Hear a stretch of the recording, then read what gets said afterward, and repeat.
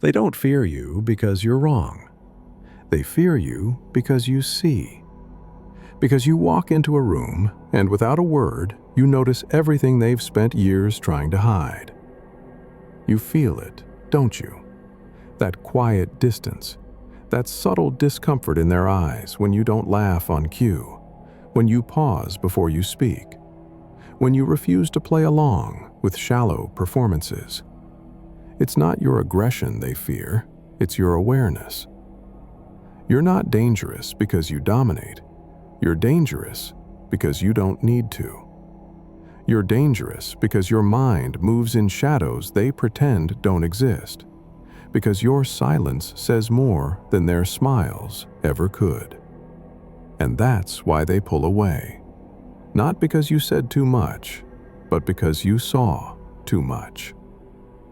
Kierkegaard once wrote, "People demand freedom of speech as compensation for the freedom of thought, which they seldom use.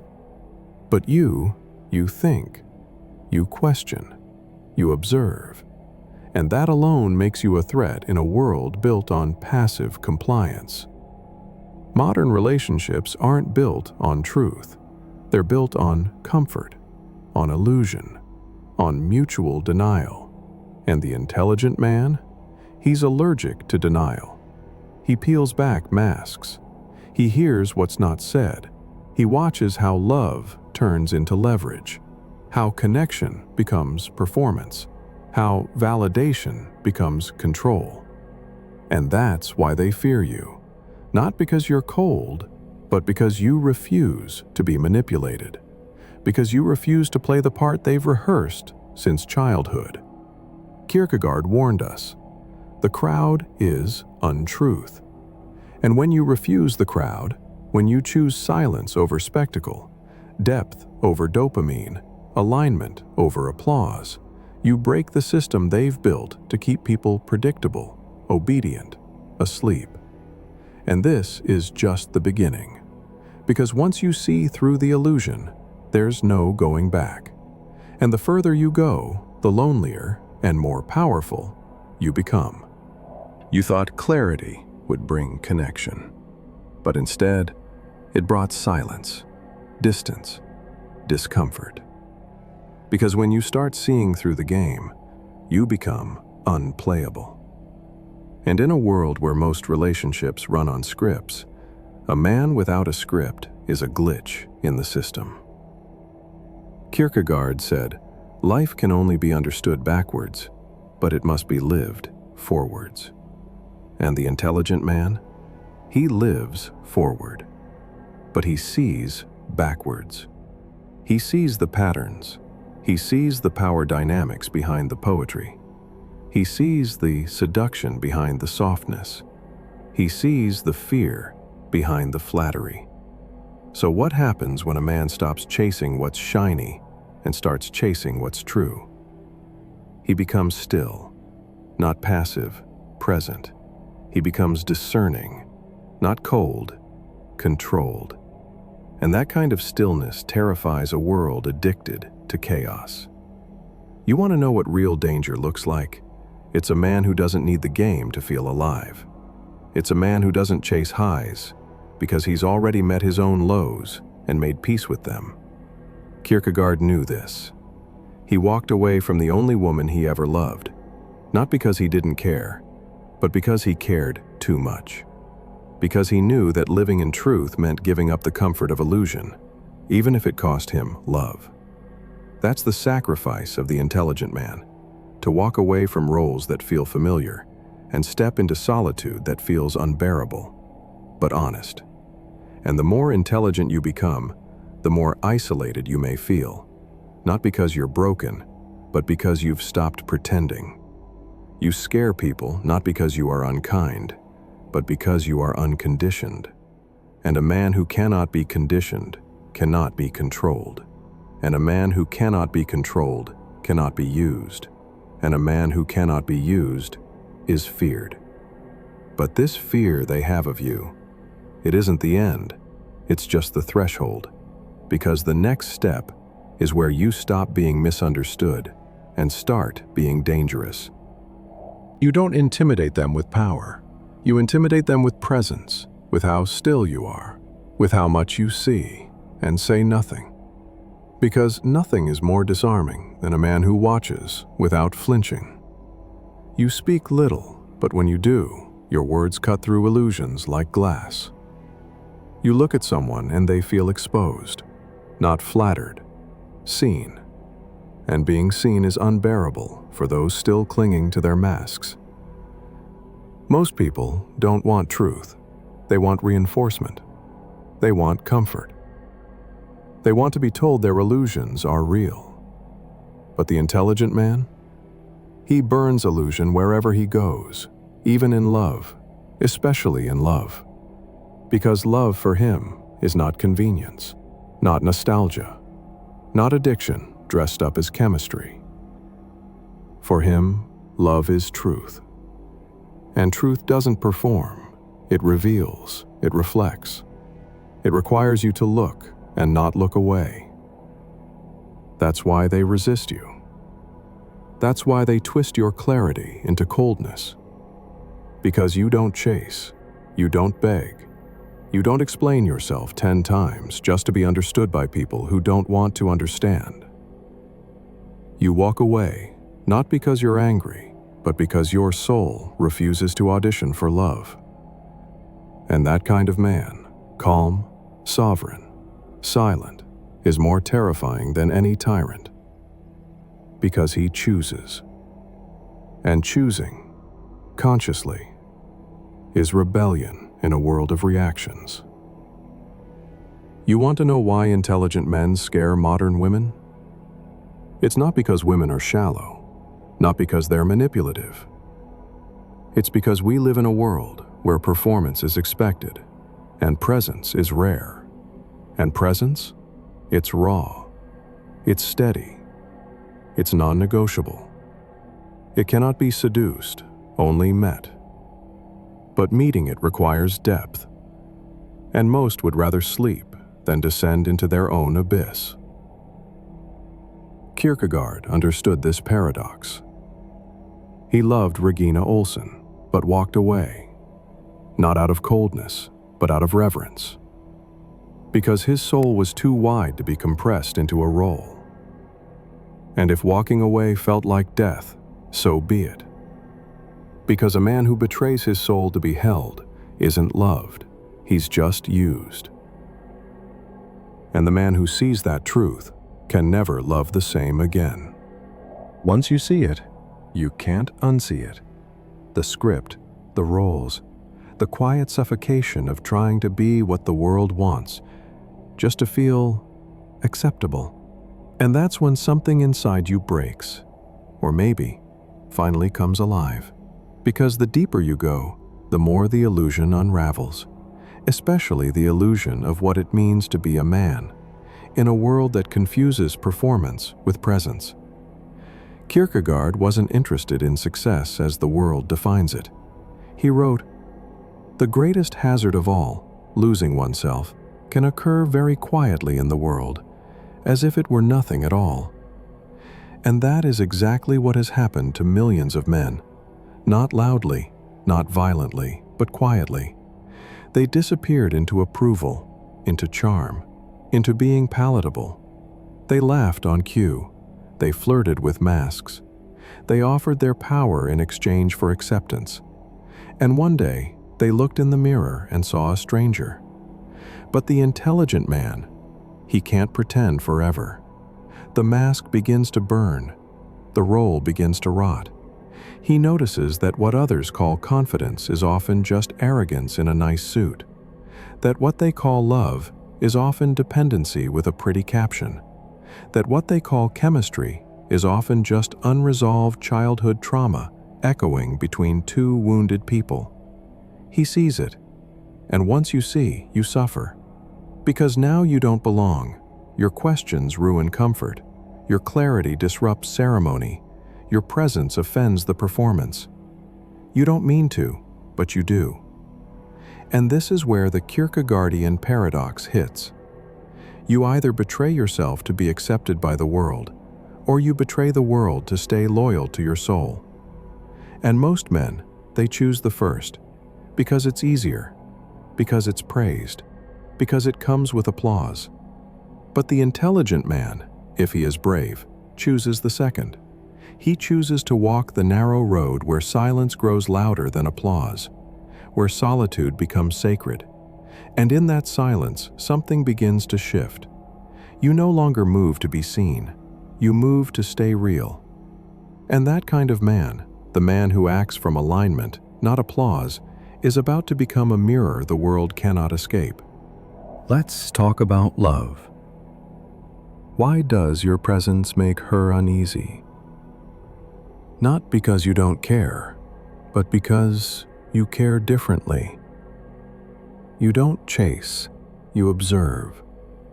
You don't flatter, you listen.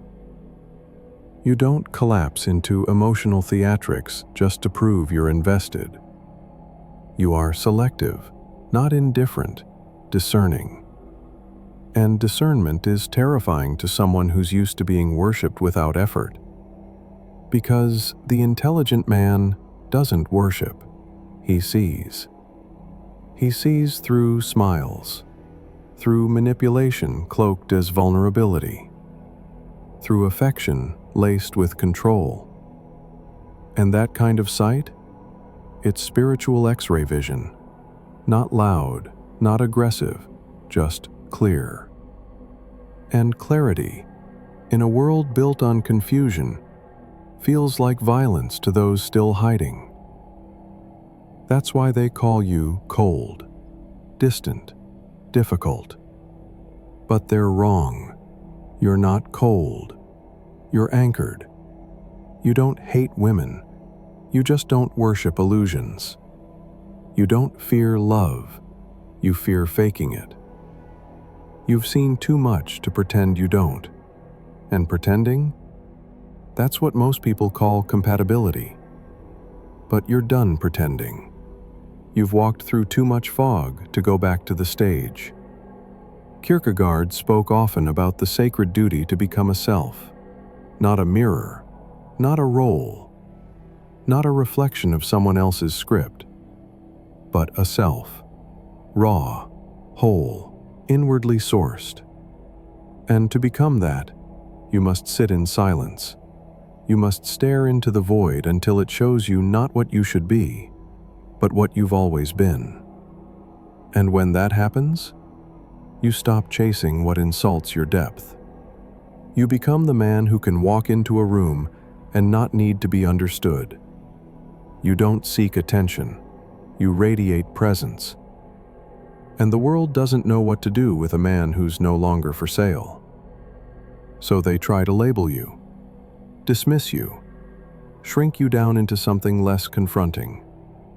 But what they're really saying is this: I can't use you anymore.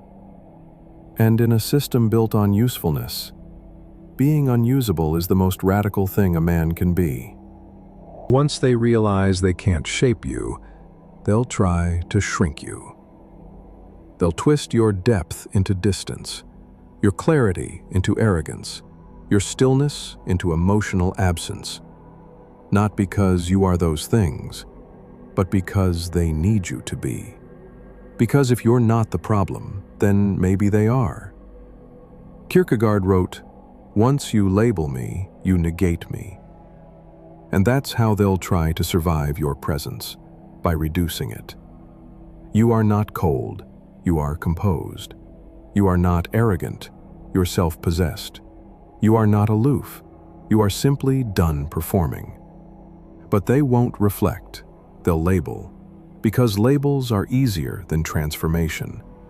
So let them call you what they will. Let their fear sharpen you. Let their misunderstanding deepen your silence. Because you weren't born to be digestible. You weren't built to be everyone's favorite flavor of safe. You were born to cut through noise, to walk through fog without asking permission. You were never meant to be palatable. You were meant to be whole, and wholeness doesn't bow to trends. It doesn't morph to gain followers. It doesn't sacrifice its center just to be invited to someone's table. But most men, they've forgotten this. They chase applause like oxygen. They confuse being seen with being respected. They mistake being desired with being loved.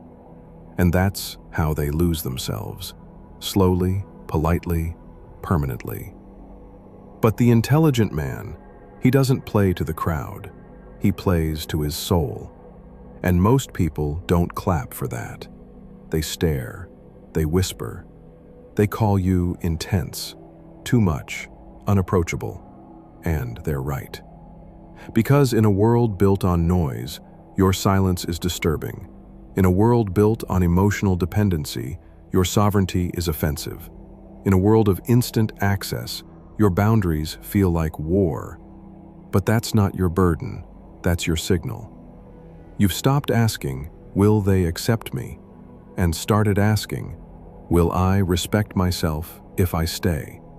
Because once a man trades truth for approval, he loses the only thing that ever made him powerful. And once he stops trading, he becomes untouchable. Once you become untouchable, they won't know what to do with you. You'll notice the shift, the unease in their posture, the awkward glances, because you're no longer performing. You're no longer seeking to please. You've stepped off the stage. And now your presence feels like pressure, not because you're doing anything, but because you're no longer pretending. And in love, that presence is even heavier. Because the intelligent man doesn't romanticize chaos. He doesn't confuse adrenaline with affection. He doesn't chase the high. He looks for the home. And home doesn't scream. It whispers, it waits, it welcomes. But to a woman addicted to emotional volatility, that quiet strength feels like rejection. She calls it cold, detached, boring. But it's not. It's steady. It's holy. It's terrifying. Because it sees her. And seeing someone, truly seeing them, is the most intimate act a man can commit, and also the most threatening. Because when you bring that kind of presence, you're no longer playing her game. You're no longer buying her mask. You're meeting her soul, and silently asking her to meet you there.